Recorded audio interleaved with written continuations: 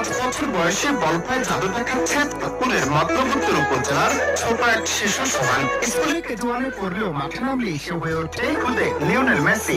বড়দের সাইজের ফুটবল নিয়ে অনায়াসে ড্রিবলিং স্কিল আর বল কন্ট্রোলে সবাইকে তাক লাগিয়ে দেয় সে।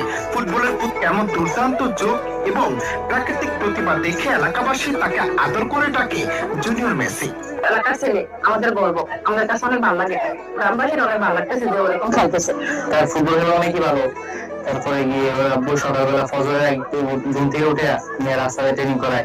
সবাই বলে যে ও কি করে, পাগল ওর আব্বু ছোটবেলা পড়ালেখা বাদ দিয়ে যে এরকম করে। এটা কি ঠিক?